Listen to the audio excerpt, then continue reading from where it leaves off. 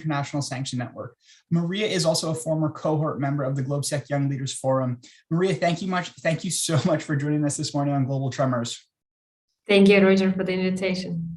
As we normally do here on Global Tremors for all of our viewers, we're going to start with a couple of big news highlights. Some very sad news to report this morning. Russian forces have seized the largest nuclear power plant in Europe, according to Ukrainian authorities, the Zaporizhzhia power plant, following a fire yesterday, which is a grave, which is a grave disaster for the entire European continent. NATO's 30 foreign ministers are meeting this morning, joined by Finland, Sweden, and the European Union. And then when it comes to sort of Ukraine financing its war effort, Ukraine's government has said it will issue non-fungible tokens, NFTs, to fund its military as they defend the country. The announcement comes in the same week as the country raised more than 200 million pounds from the sale of war bonds, where the government is also in talks with the IMF and World Bank over emergency help. So Maria, a lot to unpack, both on the sanctions within Ukraine. Analysts are saying right now, Maria, that Fortress Russia is gone, that this idea that Vladimir Putin had is done, and that according to some, real sanction experts like yourself, Russia is now uninvestable. Even Maria, as a Russian speaker or Ukrainian speaker, live on Russian TV, a well-known trader drank a toast to the end of the Russian stock market as it has now remained closed since the beginning of the week.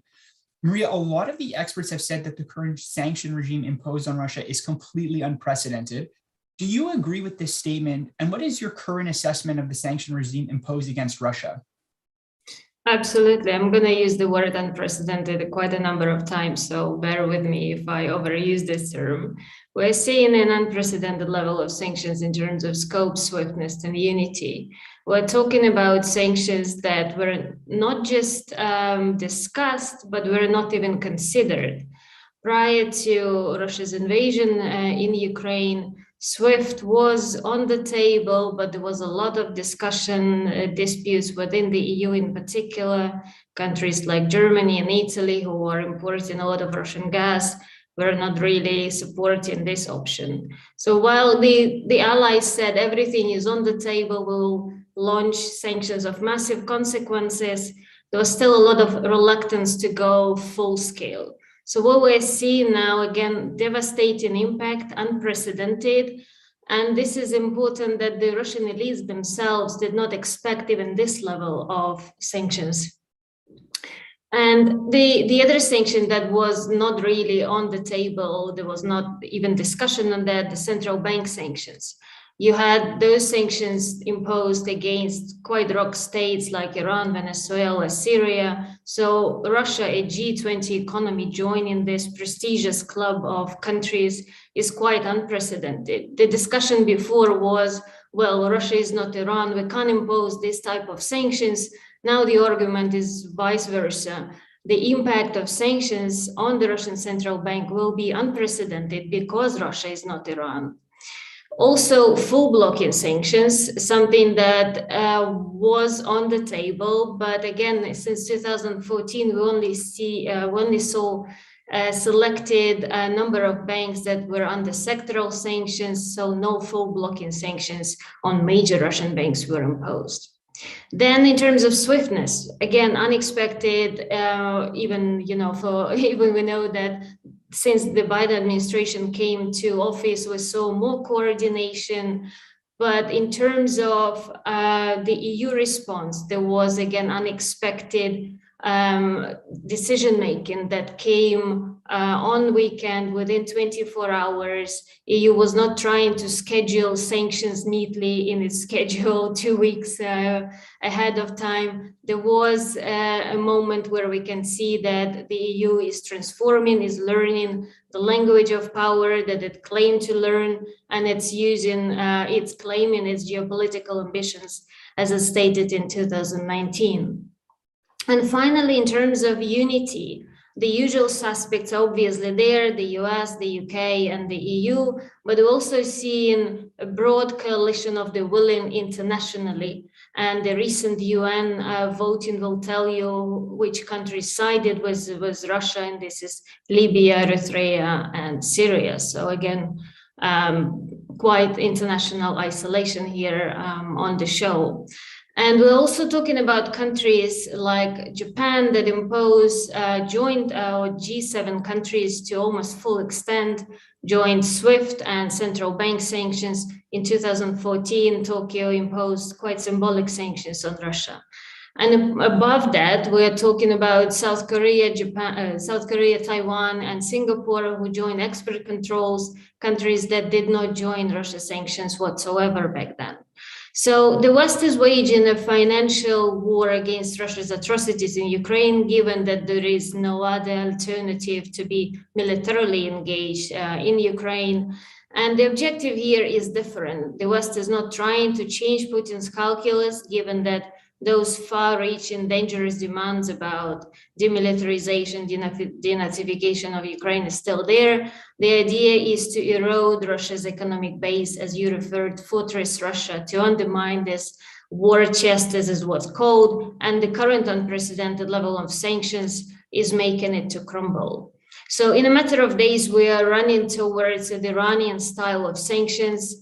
On the scale of 10, we're about 7, 8 point of the severity of sanctions. There is more to tighten, we can discuss it. But now we're in a situation where on top of sanctions, we're also seeing an unprecedented level of reputational toxicity of Russia as the country. The chilling effect is very unexpected, I think, for the Russian elites. We're seeing exodus of Western countries, in particular from the energy sector, which is strategic for the Russian budget, but also elsewhere, sectors that are not targeted at all, and the list of those sanctions keeps growing. So we're talking about Russia becoming economic and financial pariah and being politically toxic. So for everybody joining us right now on Global Tremors, we're speaking with Maria Shagina, sanction expert and former GILF member. And just to sum up a couple of quick points before my first follow-up question, Maria, you've made a great point here that sort of the EU, it's taken a real shock to the system, but they are finally learned the language of power, that this is really in their arsenal to do. Maria has been completely caught off guard by the swiftness and sort of the extreme sanctions that have been enacted. Countries, you mentioned some of the other non-European Union countries like Taiwan and Japan, and even Canada, for instance, where I'm from, they've dropped Russia and Belarus from the most favored nations, jumping up prices. And as you said, a very interesting input you have is that the objective is not necessarily to change President Putin's calculus, but just to sort of exhaust the ability to finance the war chest. Before my question, Maria, for all of our viewers who might not have seen it, as you know, earlier this week, energy heavyweights like BP and Shell have announced that they are already off. And this is a major issue as it scolds the ability for both technology and financial for Russia to gain access to. And the last thing for everybody is a lot of the oligarchs out there are sort of referencing the Russian financial crisis of August 1998. So Maria, that brings me to my next question. We've spoken about President Putin and the average people, but what do you think is if you had to speculate, what do you think is going through the minds right now of the oligarchs, seeing that we've started at the heavy end of the escalation ladder on the sanctions? The situation is quite different from 2014 when sanctions hit oligarchs, and one of the most prominent, Gennady Timchenko, said, well, this is the price I have to take. This is necessary sacrifice. I'll have to show loyalty to the state. So there was quite strong rally around the state in this case. This time, the level of unprecedented sanctions is working, well, unprecedented for them as well. So there is no homogeneous group of oligarchs, of elites. So there are Siloviki security forces who are obviously more loyal to the state. They, as we saw, Sergei Shoigu, for example, didn't back down, and he still demands those far-reaching requirements from Ukraine on all denazification, demilitarization of Ukraine, and neutral status, and so on. So we're not seeing a lot of movements within the Siloviki group. But where we're seeing a lot of movements in terms of divesting, selling assets, is the liberal group of those oligarchs. And here with the very famous names as Abramovich, who sold Chelsea recently and allegedly gave some donations to Ukraine as well. But I think he tried to phrase it quite broadly, and that included also people who are living in Donetsk and Luhansk People's Republic. So he's trying to cover all of the bases. Deripaska also voiced objections to to war in Ukraine, but again, they're trying to toe a quite tight line, because basically, if they are going against the government, there is not much place they can go to. So they are obviously dissatisfied with this erosion of Russia's economic base and the prospects for Russia as an investable country, in fact. So they are acting obviously in their business interest. How much that dissatisfaction can be pressured up to the top is a big question. How much they can table some solution that can stop the war or change the calculus. I'm not sure at the moment, but the big impact of this unprecedented sanctions, that there are these movements within the closer inner circle in Kremlin. Yeah, Maria, in anticipation of our interview, I was preparing for it a little bit. And one lesson that came out was, after 2014, when oligarchs were hit with sanctions, to compensate for their losses, President Putin provided them with other companies and other financial opportunities in the country. One that stood out recently was Siemens, the huge German engineering company. They used to do the engines for the Russian Navy, and now it's done by a company, Ural Mountain Technologies. So, in general, before we get to our next question on the Russian central bank, do you think Putin has that ability to provide compensation or offset even a little bit what they're losing right now, not just in terms of their assets, but also they can't travel anywhere? I think at the moment, as we know how the Russian state functions, the relationship between state and oligarchs, that this is a mutually supporting system. The government gives those high-profile positions, assets to oligarchs, and in return it expects them to back them in time of the crisis. So at the moment, if we track what the government did over the last few days, is the reverse. It's demanding Russian exporters, in particular the energy companies are here the key, to sell 80% of their revenue in hard currency. They need now those oligarchs, those key companies, to back the government, to stabilize the currency, to prevent the capital outflows. There is still National Welfare Fund, which will be used to buy shares of the Russian companies, and we know that Russian stock market has been closed for a number of days, and the shares of quite important companies like Sberbank, Gazprom fell by unprecedented level of 70%. So some of the government reserves are being used to save the companies, to potentially bail them out. But also it's expected from those oligarchs, from the liberal part of this inner circle, to also help government to stabilize the system.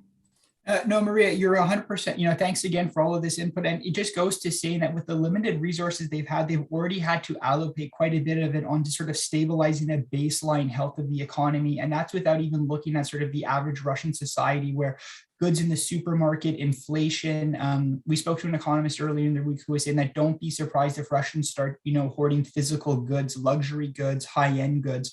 So, there's not a lot of options.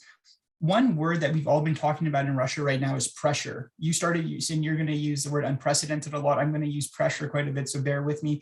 The Russian central bank, the only person who might be under more pressure than President Putin right now is Russian Governor Elvira Nabiullina.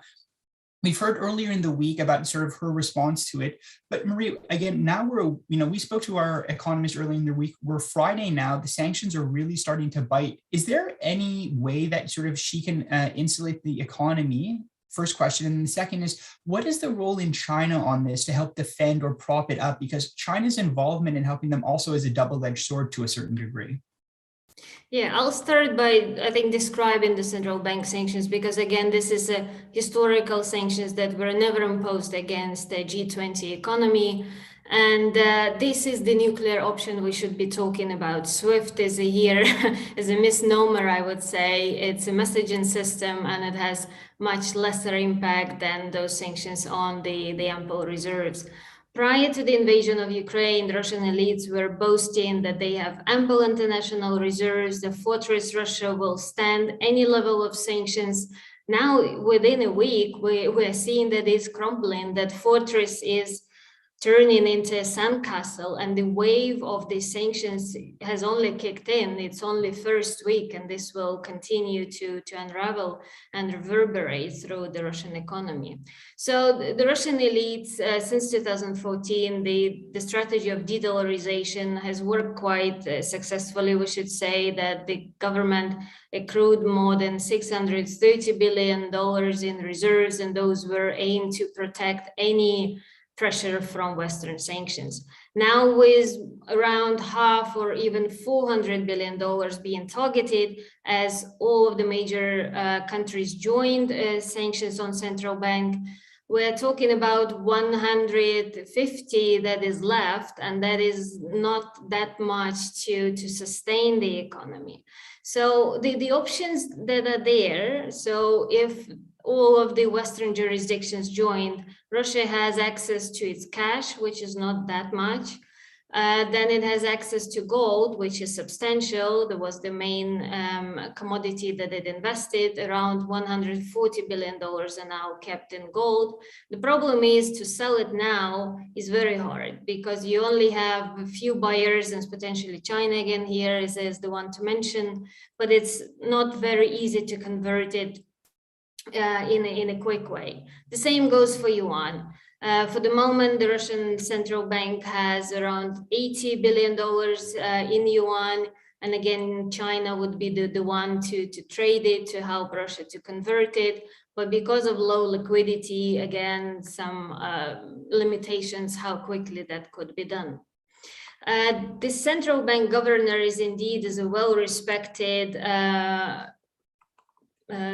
person who contained the impact of sanctions in 2014, and she is well respected within Russia, but also outside. And we saw that within the first 2-3 days, key legislations were passed to basically contain again the outflow of capital and to stabilize currency. So we're talking about currency, capital controls. The interest rate was hiked to 20%. As I mentioned, the exporters are now forced to sell 80% of its hard currency revenues to the state.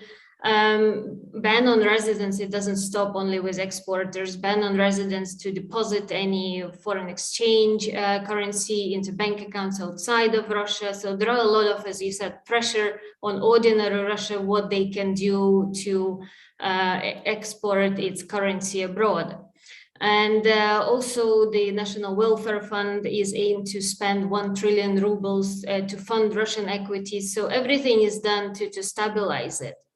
Having said that, the weakness in the current sanctions regime is that energy and energy-related payments are not targeted. So we don't have any energy related bank, as a Gazprom bank is not targeted by any type of sanctions apart from the sectoral sanctions, the old sanctions, and also the central bank sanctions are exempted all energy-related payments. So that gives you a channel where Russia can at least mitigate the impact of sanctions because of the hard currency that will come through it. You mentioned China, big elephant in the room here. Everyone speculates how much China will step in. I think China has adopted the wait and see approach. It has been very careful how to phrase the wording, whether it's a special military operation, whether it's war. And at the moment, we're seeing that China is walking a very tight line here between it announced that no limit partnership with Russia. At the same time, it's not in China's interest to destabilize the whole world order as it is. It wants to capitalize from perhaps the US being distracted by that, but it's not interested in siding with Russia on, black and white in this case. So what we saw that a lot of Chinese private sector, again, we saw the chilling effect. They don't want to deal with those Russian companies, but even the state-owned banks, those ones that are more willing to deal with Russia, are also showing some de-risking, and they have refused to deal with the Russian companies. So we're here with Maria Shagina, sanctions expert, and for everybody watching this morning on Global Tremors, you've heard it here first from Maria. Fortress Russia has turned into Russia's sandcastle, given the extent of it. Maria, one just reading of it from a geopolitical standpoint as it relates to it is, the big panda in the room, China, is. Let's just say for the moment that China does want to float Russia some credit and it wants to help them out a little bit. Don't you think that this even more accelerates the process of Russia essentially being a vassal state of China, given sort of the dependency on economic and diplomatic partnerships that need to come out of it? Because it's quite a contradiction that, President Putin has embarked on this Tsarist imperialism, essentially saying Ukraine is not a country, but then to be subjugated, by a country like China is quite an interesting paradox to consider. Russia-China relations were never equal, so they were never equal partners. This asymmetry was already there. But what China did is very astutely, it never called Russia as a vassal state, as a junior state, although in reality there was, of course, an understanding of that. So far, Beijing has been very careful how to name it, how to define the relationship. It doesn't want to deprive Russia of this grand posturing, and it has never done so. It has been very careful how to treat Russia. So in an economic sense, Russia will be pivoting closer to China, as I said, because of those sanctions, and China can provide a financial lifeline. Depends how much more pressure will come from the West. So this is still out there, how much China can actually help. As I said, financial private sector will be very careful, and we'll see over compliance there for sure to deal with that. But there is also a different country that we didn't mention, is India. It also didn't join any sanctions, and is still there on the lines of neutrality, so-called pro-Russian neutrality, as someone calls it. So this is another country which Russia can use to forge more relations in the future. Well, Maria, we're sort of rounding out here in the last part of our interview, and two things I just wanted to go back to was obviously when it comes to China, there's already been, examples where China banks and, Chinese companies could be caught in secondary sanctions, which is already an indication of sort of their touch and go approach to it. Earlier in our interview, Maria, you mentioned that sort of the policy objective of the West sanctions is not to change Vladimir Putin's calculus, but to deprive him of economic resources and to basically drain his war chest. We've obviously talked about energy prices and how that's the one part that hasn't been targeted. Let's go back to the word pressure. The horrendous attacks still continuing in Ukraine, the escalation, the little regard for civilians as we've seen in Kharkiv. Yes, they've agreed on some economic corridors, but in general, it's just been, war crime-like attacks on Ukraine. Given the current sanctions regime and your current position, what else can the West do to squeeze the Russian economy, with further, if they continue the escalatory action? And would they actually ever be able to drain the war chest to nothing? If you said if they really went all the way, maybe with the energy sanctions. As I said, we're on a scale of 10, we're between 7 and 8. So there is still room to tighten the sanctions. And as you mentioned, secondary sanctions have never been used explicitly. There are part of legislation in the US that can be used for significant transactions. But there is more where it can be specifically said, if you do this, there will be a threat of secondary sanctions. And as you said, China is very careful not to take this risk from the US. Then again, energy is something that hasn't been targeted. There are now careful discussions about oil embargo as something that is easier to impose than sanctions embargo on gas, because Europe is so much dependent on Russian gas at the moment. And the US has also agreed to release more oil from its strategic reserves to elevate the pressure in the oil markets. So oil embargo is is slowly actually becoming on the table, something that we have never thought would be an option. And finally, full blocking sanctions on Sberbank. So the largest bank is still not targeted. It is disconnected now largely from the US and the UK financial markets, as the correspondent bankings are prohibited with it. But the assets are still there. So this is the room where it can escalate it. At the same time, I think we should be also mindful of fully disrupting a G20 economy, because if it's fully collapsing, you'll have exodus from Russia as well from within. So one needs to be careful if they aim to fully collapse the Russian economy, how to deal with the crisis after that. Well, Maria, I can't thank you enough for coming on this morning edition of Global Tremors, not just as a GILF and a good friend, but you've provided so much insight. So for everybody watching right now, the major takeaways from Maria are sort of that the EU, after quite a while and unfortunately a shock, has learned the language of power and been able to implement it. Russia's fortress has turned into a sandcastle. And like you said, it's like there's still much more room to go in terms of the secondary sanctions to bring Russia to heel. So Maria, before we sign off here, do you have any last words or anything that our viewers should be, on the lookout for, whether it's in the economics or in the Russian society? That is true, that the pressure is now coming on Russia externally with those sanctions of massive consequences, but also from within, as we're seeing more pressure from the government coming for ordinary Russians. I can't have any forecast whether it will erupt in some discontent from within. This is way too early to say. But the suffering will be very heavy for both sides, for ordinary Ukrainians because it's an existential cost for them, and for ordinary Russians because of economic costs for them.